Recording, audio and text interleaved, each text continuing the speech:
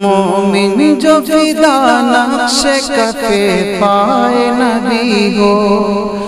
ہو زہر قدم آج بھی عالم کا خزینہ، گر سنت نبوی کی کرے پیروی امت، طوفان سے نکل جائے گا پھر اس کا سفینہ، طوفان سے نکل جائے گا پھر اس کا سفینہ۔ نحمدہ ونصلی علی رسولہ الکریم۔ دعا کے آداب کے سلسلے میں بات چل رہی تھی۔ کل دو باتیں عرض کی تھی۔ ایک تو یہ کہ جب دعا مانگی جائے تو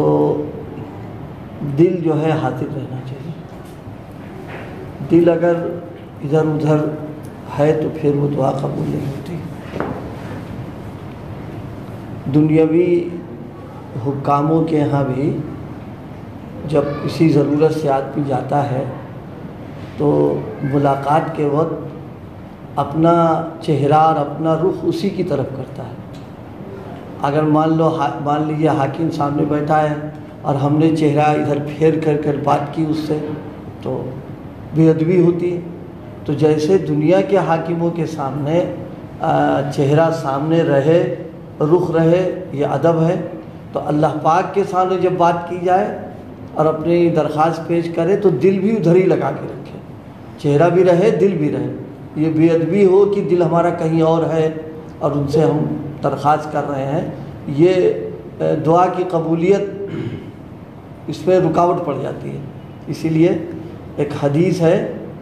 حضور علیہ السلام نے ارشاد فرمایا ادعوا اللہ وانتم موقنون بالاجابۃ، فرمایا کہ دعا کرنے کے وقت اولاً تو یقین رکھے گی میری دعا قبول۔ حدیث میں فرمایا بندہ جیسا گمان رکھے گا ہم ویسے ہی معاملہ کریں گے۔ اگر اس کا گمان، خیال اور یقین یہ ہے کہ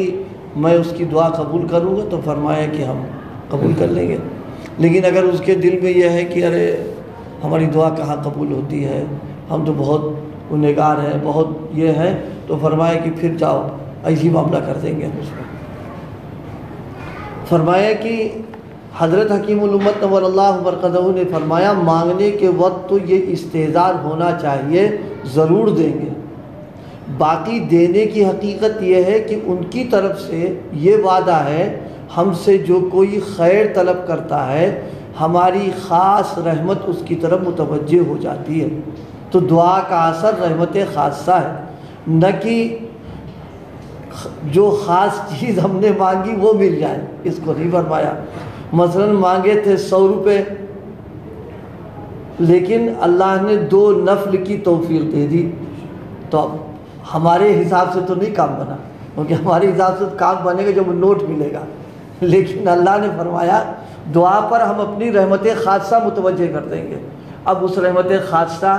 چاہے وہ نفل کی صورت میں ہو، چاہے کھانے کی صورت میں ہو، چاہے کسی صورت میں ہو، یہ فرمایا 2 نفلوں کی توفیق ہو گئی تو یہ کیا کچھ کم رحمت ہے، مگر یہ سمجھتا ہے کہ میری درخواست منظور نہیں۔ ہم لوگ جیسے کوئی مریض جو ہے ڈاکٹر صاحب سے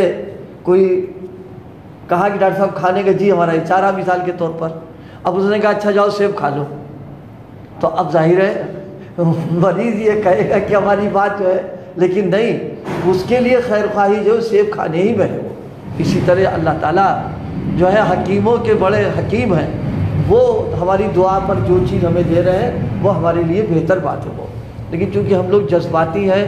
جلد باز قسم کے بچوں والا مزاج ہے، جو مانگا جب وہ نہیں ملا تو ہمیں فوراً شکایت ہو گئی کہ تمہاری دعا قبول نہیں۔ ایسا نہیں ہے، دعا تو ہوئی، وہ رحمت اللہ کی آئی ہمارے ساتھ میں۔ دوسری چیز دعا کے لیے سب سے اہم چیز جو ہے دعاؤں میں ہمارا کھانا پینا پہننا حلال ہو۔ یہ دعا کے اندر بہت مؤثر چیز ہے کہ آدمی کی دعا اس میں جلد قبول ہو جاتی ہے۔ اس کی غذا بھی حلال ہے، اس کا پہننا بھی حلال ہو، پھر اس کا پینا بھی حلال ہو، تو پھر اللہ پاک دعا خود کی قبول فرما لیتے ہیں۔ لیکن اگر یہ سب گڑبڑ سڑبڑ میں ہے معاملہ، دیکھیے ایک بات جو بڑوں کے تجربے کی ہے، کھانا پینا پہننا اگر یہ حلال نہیں ہے تو یہ بس مستقل یہ عذاب ہے، ایک عذاب۔ اس لیے ہم نے کہا کہ اس کی نحوست سے عبادتوں کی توفیق ختم ہو جاتی ہے، اللہ پاک اس کو عبادت کی توفیق دیتے ہی نہیں اس کو، اور نوافل اور مستحبات کی تو بات کی ہے، فرائض تک پر اثر پڑنے لگ جاتا ہے، توفیق نہیں دیتے اس کو بھائی۔ اس لیے غذاؤں کا بہت اثر پڑتا ہے، ایک مرتبہ کھانے کا اثر عبادات پر 40 دن تک رہتا ہے، اور اس سلسلے میں ہم لوگ جو ہے تھوڑا سا کوتا ہے، خاص طور سے دعوتوں میں، خاص طور سے تقریبات میں، دوست احباب کے ہاں ملاقاتوں میں ہم لوگ اس کا اہتمام نہیں کر پاتے، اس کی وجہ سے اپنا نقصان کر لیتے ہیں۔ اچھا کبھی کبھی ہمیں معلوم ہوتا ہے کہ ایک دم بالکل گڑبڑ سارا معاملہ ہے، معلوم اس کی آمدنی ایک دم گڑبڑ میں ہے، لیکن اب مروت میں جا رہے ہیں، تعلقات میں جا رہے ہیں، نہیں جائیں گے وہ ناراض ہو جائے گا، اب چلے جا رہے ہیں۔ اب اس کا تو ہم نے دل خوش کر دیا، لیکن اپنا نقصان کر دیا ہم نے، کہ اس کی جو ہے نوسط پورے ایک دم اس پر پڑ جاتی ہے، دل اندر سے ایک دم مرجھا جاتا ہے، طبیعت جو ہوتی ہے بجھ جاتی ہے، نیکیوں کی طرف چلتی ہی نہیں، اس لیے کہ جب وہ گاڑی میں تیل غلط چلا گیا چلے گی کیسے وہ؟ ارے بھائی پٹرول والی گاڑی میں پٹرول ڈالو، اب اس میں ڈال دیا مٹی کا تیل ہے تو جام ہو جائے گا اس کے اندر۔ ایسے ہی جو ہم نے کھایا پیا گڑبڑ سڑبڑ ہے، نہیں ہوتی اس کے اندر۔ ایک واقعہ ایک بزرگ کا ہے، ہمارے بڑوں میں تھے، ایک صاحب نے حضرت کی دعوت کرنا چاہی، اور ان کی دعوت سے حضرت بچنا چاہ رہے تھے، کہ اور اس طرح بچنا چاہ رہے تھے کہ منہ سے کہنا بھی نہ پڑے، رزقی سمجھ میں آ جائے۔ اب وہ اصرار بار بار دعوت کے لیے، تو ہوتا ہے بعض لوگوں کا مزاج کہ کوئی بات بار بار کہنے پر بھی اگر نہیں ہو تو جھنجھلا جاتا ہے، ان کو غصہ آ گیا، اور اس غصے میں الٹا سیدھا حضرت کو انہوں نے کہا، تو فرمائے بھائی ہاں تم نے جو باتیں ہمارے لیے کہی ہیں یہ تو کم ہیں، ابھی اور بھی برائیاں ہمارے اندر موجود ہیں۔ یہ بات اتنے درد سے کہی کہ اس کے اوپر اثر ہوا، اور اس کو احساس ہو گیا فوراً کہ یہ ہماری آمدنی گڑبڑ ہے، اور حضرت اس سے بچنا چاہ رہے ہیں، اس لیے ساری حضرت نے اسے کیا۔ اب دعوت سے اس نے رقم دینی چاہیے، تو ظاہر رقم وہی تھا، آمدنی کا ذریعہ تھا، وہ بھی حضرت نے نہیں لیا، چونکہ احساس اس کو ہو چلا تھا تو اس کو مزید احساس ہوا، تو پھر نتیجہ یہ ہوا پیروں پہ گر گیا، معافی مانگی کہ حضرت مجھ سے غلطی ہو گئی، میری آمدنی حلال نہیں ہے، آپ اس لیے بچنا چاہ رہے ہیں۔ اس حضرت خاموش نے کچھ نہیں کہا، بس اصل چیز کیا ہے، ہم اگر اپنے طور پر طے کر لیں، ہمت کر لیں اور بچنے کی کوششیں کریں، اللہ پاک ایسا انتظام کر دیتا اس کے لیے۔ بہت سارے ایسے لوگ بھی جو ظالم حکمرانوں کے یہاں مجبوراً ان کی تقریبات میں نہیں جائیں گے تو گردن گئے، لیکن ایسی حکمت عملی سے صاف بچ کر کے آ گئے، شرکت بھی ہو گئی اور ان کا کھانا پینے سے بچ بھی گئے، اس لیے کہ اندر لگی ہوئی تھی کہ اگر تو آج کھا لیتے ہیں تو اپنا تو دلی نقصان ہمارا ہو جائے گا اس میں۔ اس لیے بھائی دعاؤں کی قبولیت میں حلال کھانے کا، کمانے کا، پہننے کا بہت دخل ہے۔ ایک روایت ہے جس میں نبی کریم علیہ الصلوۃ والسلام نے فرمایا، بعض لوگوں کی ظاہری حالت ایسی ہوتی ہے کہ ان کو دیکھ کر کے بس یہ ہوتا ہے کہ بس اللہ ان کی دعا قبول کر لے، یہ قابل رحم ہے اور ان پر ترس آتا ہے، لیکن آپ نے فرمایا کہ اس کا کھانا بھی حرام ہے، اس کا پینا بھی حرام ہے، اس کا پہننا بھی حرام ہے، انا یستجاب لہ،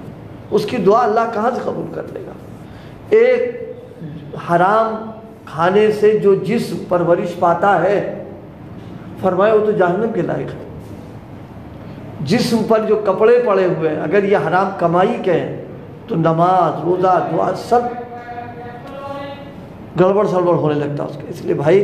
اللہ پاک ہم سب کو اس کا اہتمام نصیب فرمائے کہ ہم جتنا کھائیں حلال، طیب، پاکیزہ، عمدہ کھائیں حلال کر کے، بہت اہتمام سے نبیوں کو بھی فرمایا اور عام امت کے لیے فرمایا۔ انبیاء علیہ الصلاۃ والسلام کو جو مخاطب کیا ہے اس میں کلو یا ایھا الرسل کلو من الطیبات، حلال کھاؤ، اور عام مومنین کو مخاطب کیا ہے یا ایھا الذین آمنوا کلوا من طیبات ما رزقناکم۔ اس لیے اس کا فکر کرنا چاہیے کہ ہماری آمدنیاں، ہمارے کاروبار، تجارت جن ذریعوں سے ہمیں آ رہا ہے وہ بس طیب ہو، حلال ہونا چاہیے۔ ہمارے بزرگوں میں ایک بزرگ ہے، مجھے بہت بھی ہو گیا، بس کل انشاءاللہ، بس آج جو بات عرض کی گئی وہ یہ کہ دعا کی قبولیت میں حلال کھانا کا پینا، حلال پہننا یہ مؤثر ہے اس کے لیے۔ اگر یہ چیزیں نہیں ہوتی تو پھر کتنا روئے گڑ گڑائے، اب دعا کیسے قبول کریں گے اس کے ساتھ؟ اللہ پاک ہم کی